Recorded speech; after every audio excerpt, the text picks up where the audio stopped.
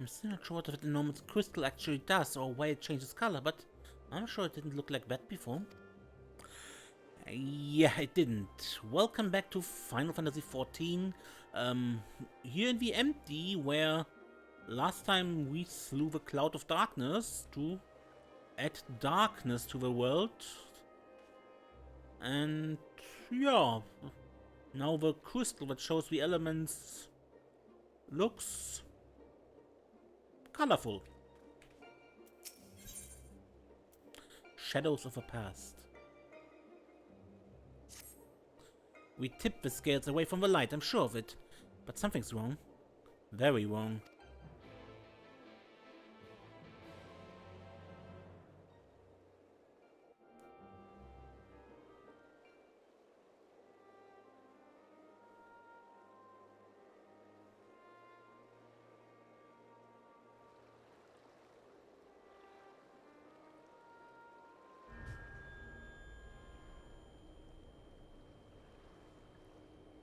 For 100 long years I have waited for this moment. I knew it. You've been hiding inside Eden all this time.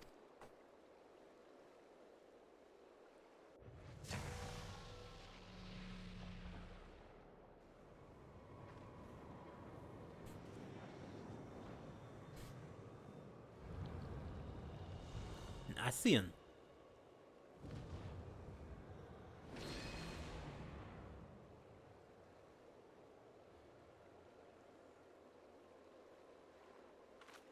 An Ascian? I am Mitron, servant of Zodiac. That voice that has whispered to me all my life. Indeed, and thanks to you I am all but free from my prison of light. Does that mean Eden was used to steal away an Ascian?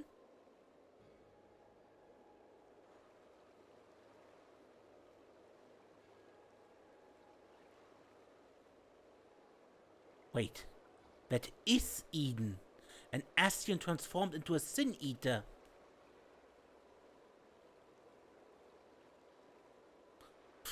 I've heard enough about Ascians to know they're nothing but trouble, but I never imagined that one of them was behind all this. I thought that restoring with darkness was my idea, but it was your plan from the very beginning.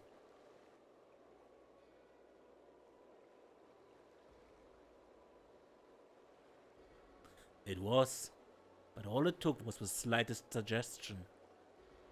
The rest was entirely your own doing.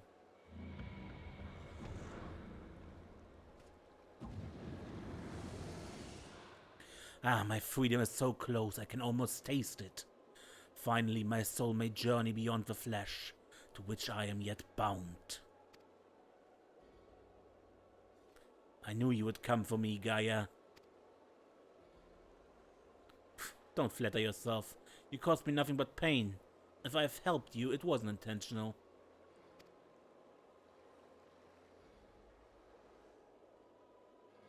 Even now your memories elude you. Hearken unto me, Gaia, and remember.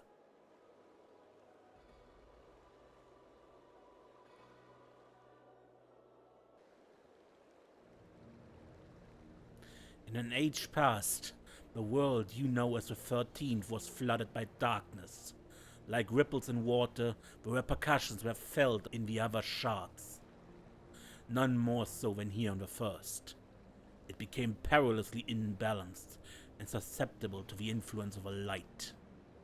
Were light to consume the first as darkness did the 13th, it would likewise become a lifeless void lost to our cause.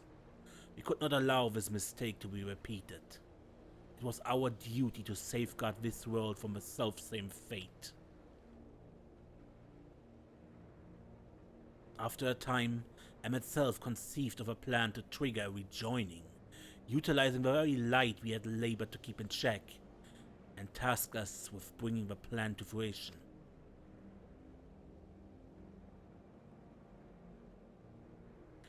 But at the last, we were thwarted by Artbert and his companions. Though our resolve was strong, theirs was stronger still. And as we fell, so too was the light unleashed. For us, however, death is not the end. Though our bodies may perish, our souls live on, withdrawing, but temporarily, to the rift. Until you find a new body to possess. I too would have been reborn, but ere my soul could leave its corporeal form, Artbird struck me with a blade of purest light, and that light enveloped my body, twisting it beyond recognition.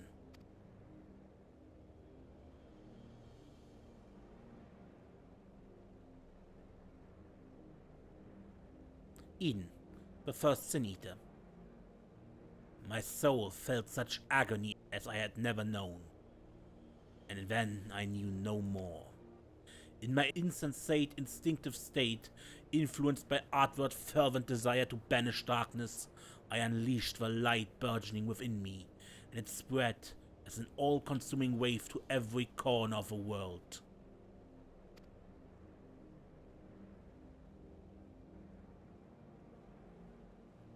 The flood of light.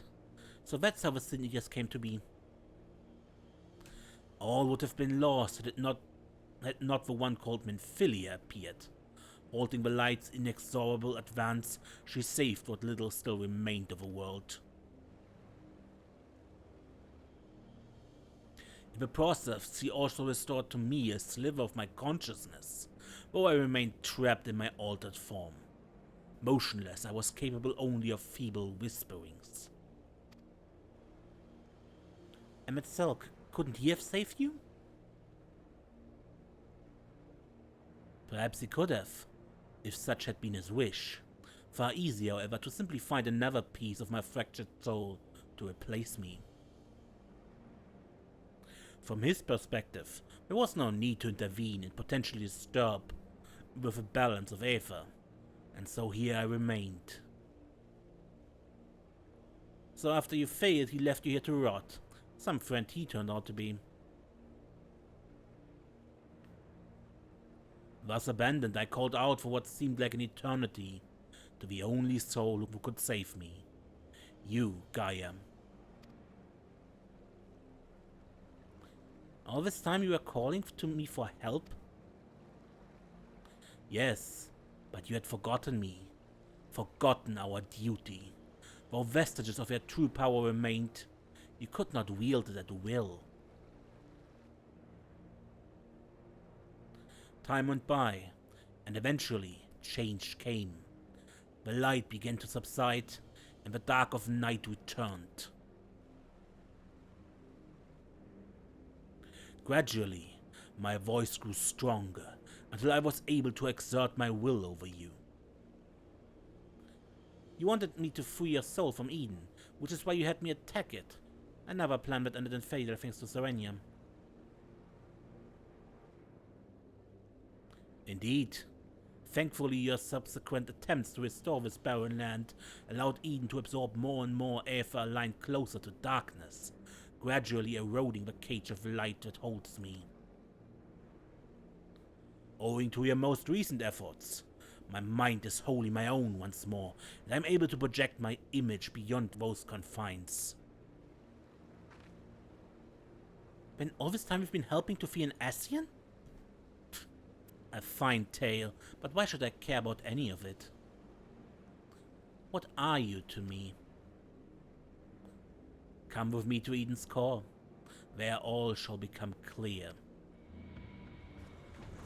Wait!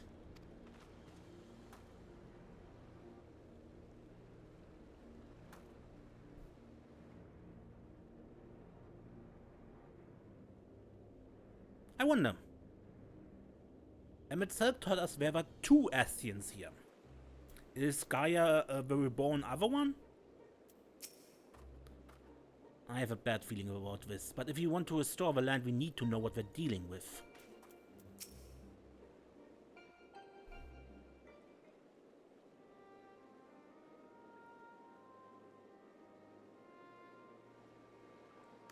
I've just realized something. If Eden has been absorbing all that rebalanced Aether, then that must be why we've struggled to restore life to the empty. I suppose we can think about that later, though. More importantly, it seems I've lost control over Eden, most likely because of Yassian. Uyanja specifically warned us about not listening to the fairy's honeyed voice, so we'd better think this through before we go rushing in.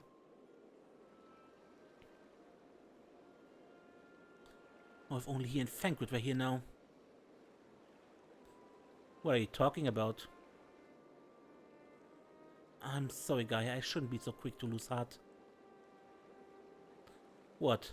No, that's not what I meant. Who are Uyanja and Thancred?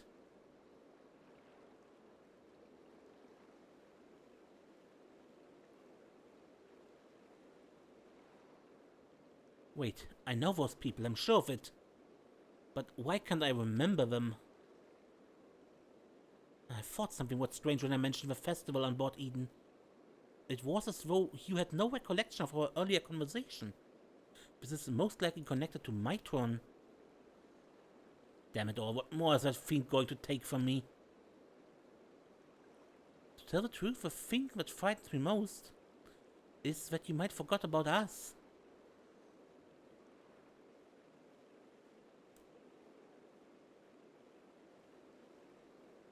That won't happen. For every memory I lose, we make two more together. And if I need to know something, I can just ask you. Why not start by telling me about Uyanja and Thancred? To be honest, my nerves are all a jitter, so I need something to help me settle down before I confront Mitron.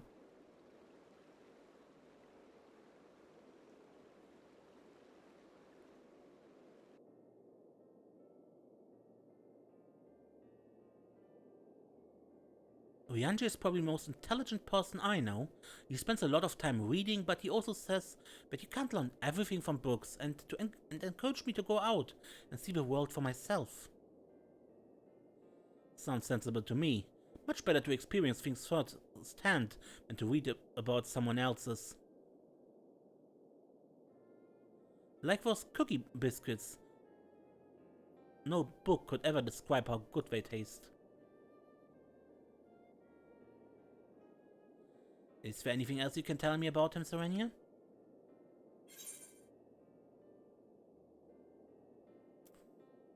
He's devoted to the study of prophecies.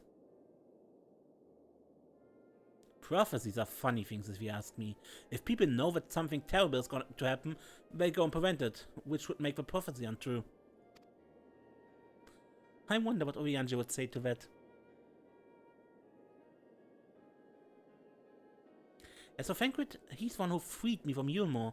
At first, I thought of him as my knight in shining armor, but really, he was much more than that. We traveled all over Northwind, and he helped me become the person I am today. He even gave me my name.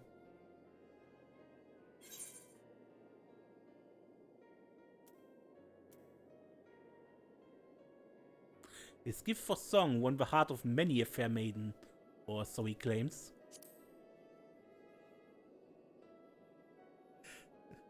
Singing? That doesn't sound like the Thancred I know. It seems he has a way with words. That must be how he was able to choose such a pretty name for you.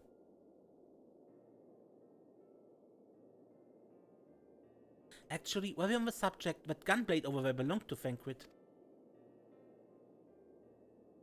As far as mementos go, it's a bit on the cumbersome side, but it reminds me of our adventures together. Even though there's little chance I ever see him again, it still feels like he's here with me.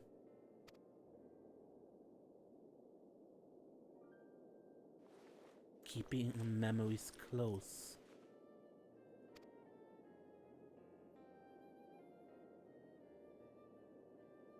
You know what? I should keep a diary. Even if I forget everything, at least I will have something to look back on. That's a brilliant idea. Since we're going to be making lots of new memories together, maybe I could write in it too. As long as you improve your handwriting before you go scrawling all over it, I'd like your entries to be vaguely legible, if you don't mind. Of course, your ladyship.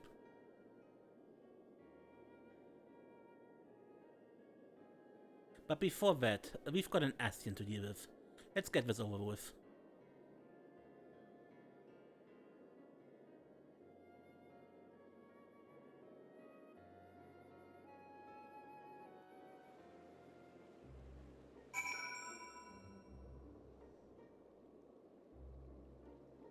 Didn't we want to talk about whether that was a good idea, or... We never did that. It was good to hear about our friends, but I still have no recollection of them whatsoever. It's just like all those things Mitron was saying. How can I even tell if they're true or not if I don't remember? There's no point dwelling on it all. Nothing for it but to press on. When I think back on the days I spent with everyone, it's always the tiny frivolous details that spring to mind. The smiles, the little gestures. It's as though I made a conscious effort to remember them, but they stuck with me all the same.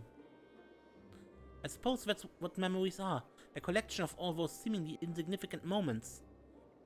While they may not have made a huge difference in the grand scheme of things, they mean the world to me.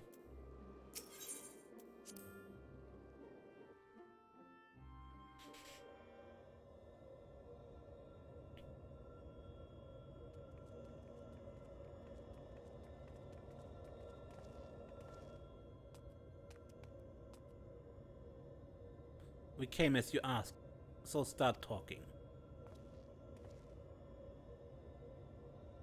Why settle for mere words when I offer something far greater, even when I afford you a glimpse of a past? More than a glimpse, in fact. It will be as real as any of the foes you yourself has conjured forth. Conjured forth? Wait, you don't mean to perform a summoning, do you?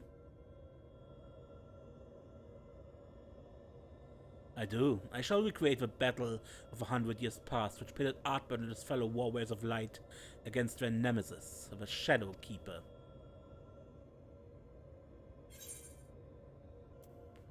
The nemesis, you mean Silver.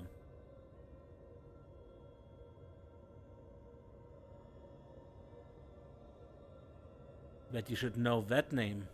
The true identity of a Shadowkeeper, emissary of chaos. And what do you hope to achieve with this history lesson of yours? You shall see. You shall remember. Now your very soul will revisit that fateful day 100 years ago.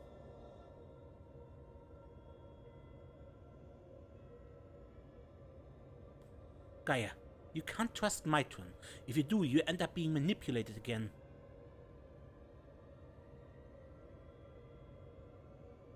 Ween. You're right. My days of being controlled by this demon are over. I have a new life now, and I won't let anyone take that away from me.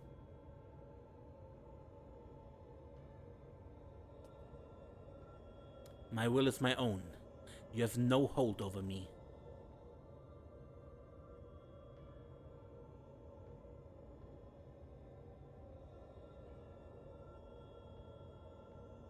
This is all you're doing, accursed minions of light. I should be the one at her side, not you or anyone else. I will take her beyond the reach of your poisonous influence and keep her safe.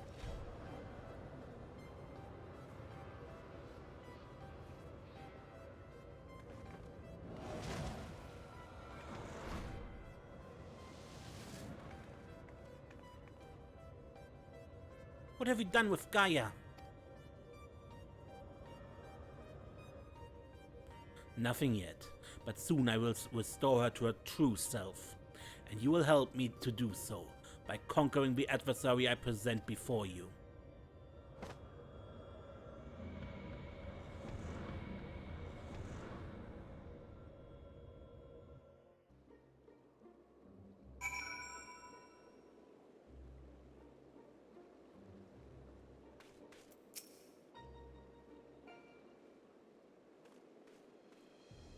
Ween? I knew it was risky trusting Ascian, but we played right into Mitron's hands. We do whatever it takes to save Gaia. Agreed. There's no telling what kind of danger she's in, but wherever she is, I know she's giving her all. Even though we're apart, we'll fight as one. Together, we'll bring an end to Mitron's wicked schemes.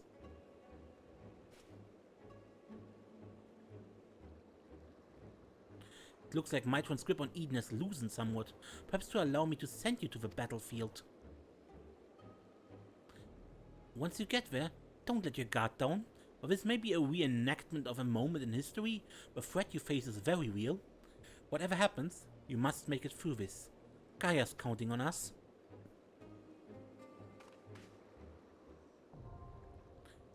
Eden's Promise Litany has been unlocked.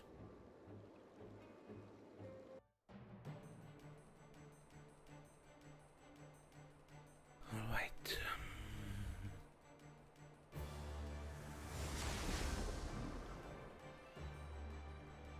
So this all took place 100 years ago.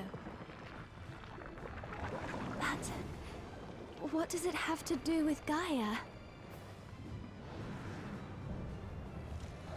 Or even an anti-hero, the Shadowkeeper.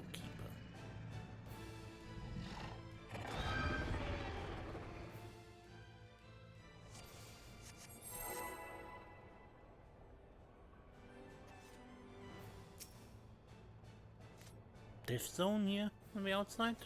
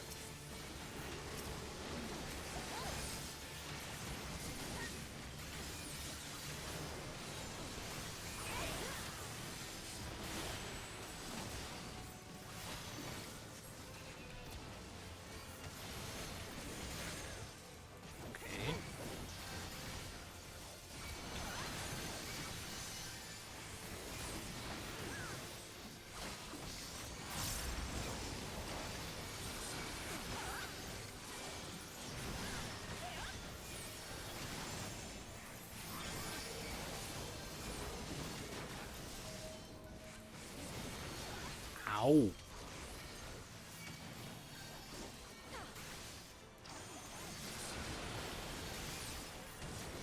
I guess they're here. No. Nameless suspect. What? Ah. Could have sworn I was out of it.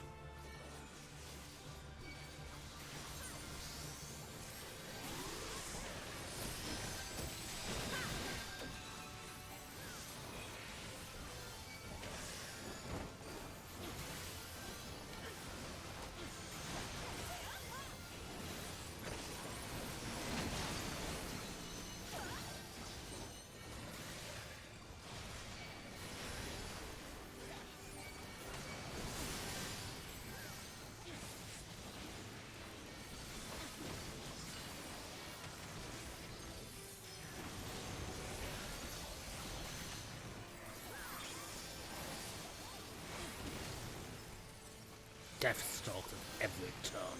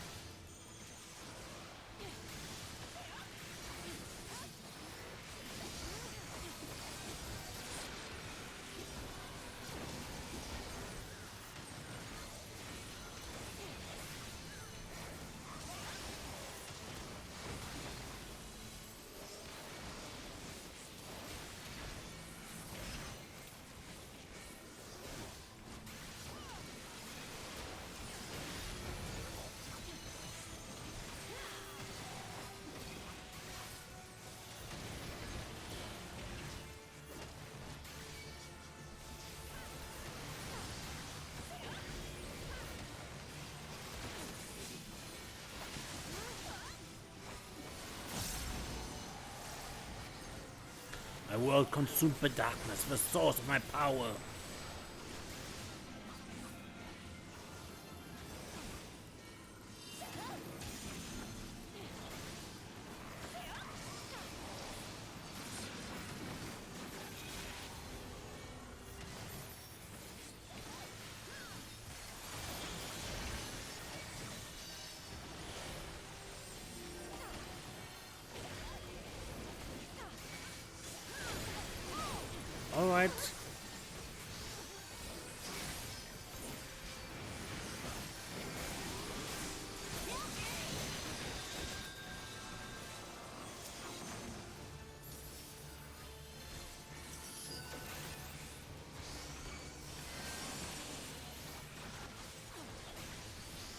Shadow.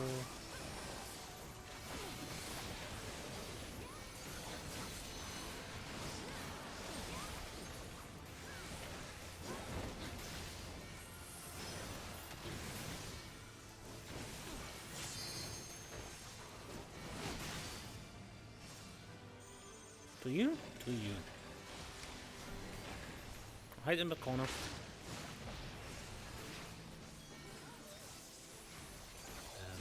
What? What?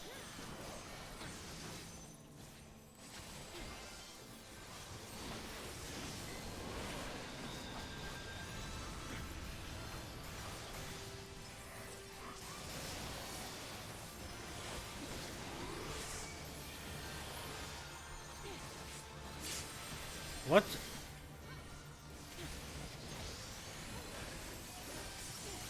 I'm still trying to figure out these shadow explosions.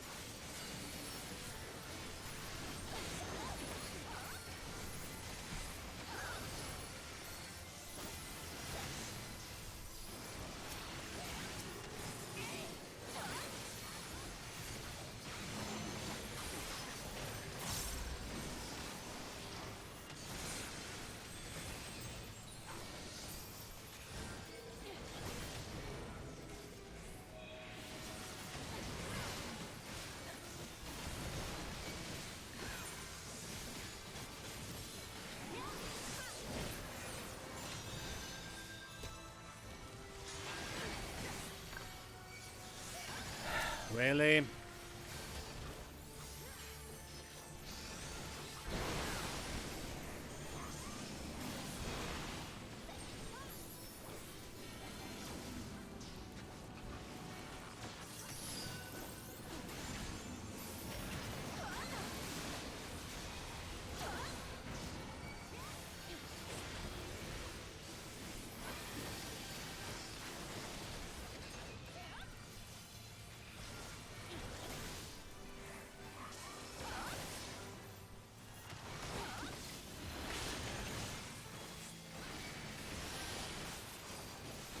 Right.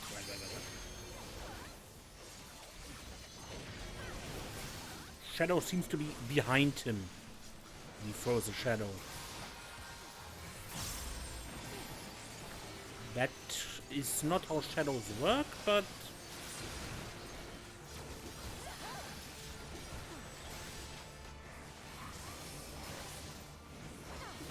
Was there somewhere a light source?